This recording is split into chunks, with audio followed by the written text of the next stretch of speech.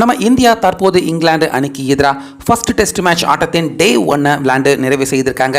இப்படி இருக்க இந்த ஆட்டம் தற்போது இது டெஸ்ட் மேட்ச் ஆட்டமா இல்லை ஐபிஎல் ஆட்டமா அப்படின்னு இங்கிலாந்து பிளேயர்கள் கதற விடக்கூடிய அளவுக்கு நம்ம இந்தியாவின் பிளேயர்கள் முரட்டுத்தனமான சம்பவத்தை இங்கிலாந்து அணிக்கு எதிராக நிகழ்த்தியிருக்காங்க.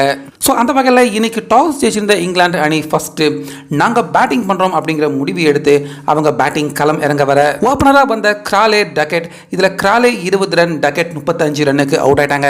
இவங்க 2 பேர் மட்டும்தான் நல்ல பார்ட்னர்ஷிப் இங்கிலாந்து அணிக்கு துவக்கத்தில் கொடுத்தாங்க. அதுக்கப்புறமா வந்த ஓலி பாப் 1 ரன்னுக்கும் ஜோ ரூட் 29 ரன்னுக்கு அவுட் ஆயிட்டாரு.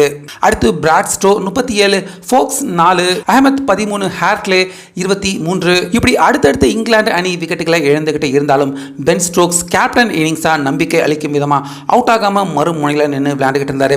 அதே போல நம்ம இந்திய அணி பக்கம் நம்ம அஸ்வின் எப்பப்பெல்லாம் நம்ம இந்திய அணி விக்கெட் எடுக்க முடியாம தடுமாறுறாங்களோ அந்த இடத்துல எல்லாம் விக்கெட்டை எடுத்து கொடுத்து 3 விக்கெட்டுகளை வீழ்த்தி நல்ல பிரேக் த்ரூ கொடுத்திருந்தாரு. ஜடேஜா அவரும் 3 விக்கெட் வீழ்த்திருந்தாரு. அக்ஷர் பட்டேல் 2, பும்ரா 2, ஆக மொத்தம் கடைசியா பென் ஸ்டோக்கையும் 70 ரன்னுக்கு தூக்கி 246 ரன்னுக்கு எல்லா விக்கெட்டையுமே நம்ம இந்தியா இங்கிலாந்து அணிக்கு எதிராக வீழ்த்திருந்தாங்க. இப்படி இருக்க அடுத்து நம்ம இந்திய அணியின் இன்னிங்ஸ் துவங்க ஓபனரா ஜெய்ஸ்வால், ரோஹித் சர்மா 2 பேருமே உள்ள பேட்டிங் பண்ண வர ஜெய்ஸ்வால் ஆரம்பத்தில் இருந்தே டெஸ்ட் மேட்ச் மாதிரியே ஆட்டம் பார்க்கறதுக்கு இல்லை, அப்படியே ஐபிஎல் எப்படி ஜெய்ஸ்வால் விளையாடுவாரோ அதே மாதிரி முரட்டுத்தனமான பேட்டிங்கை தான் ஆரம்பத்தில் இருந்தே ஜெய்ஸ்வால் வெளிப்படுத்தினார். இதில் மேட்சின் ஃபர்ஸ்ட் பாலே கிட்டத்தட்ட 150 கிலோமீட்டர் வேகத்தில் மார்க்வுட் அவர் வீசின பாலை பவுண்டரிக்கு ஜெய்ஸ்வால் அடிச்சாரு.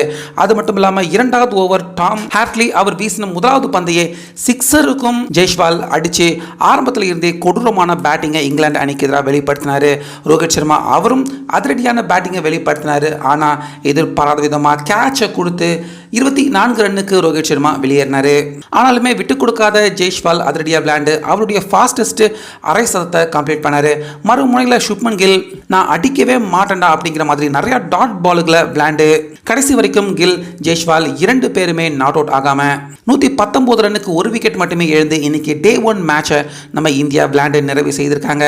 ஸோ அந்த வகையில் தற்போது நம்ம இந்தியா இப்போ இருக்கிற நிலைமைக்கு இந்த ஃபர்ஸ்ட் டெஸ்ட் மேட்ச் ஆட்டத்தின் டே 1ல இந்த மேட்ச் ஜெயிக்கிறதுக்கான நல்ல லீடிங்கில் இருக்காங்க அப்படின்னு கண்டிப்பாக சொல்லலாம்.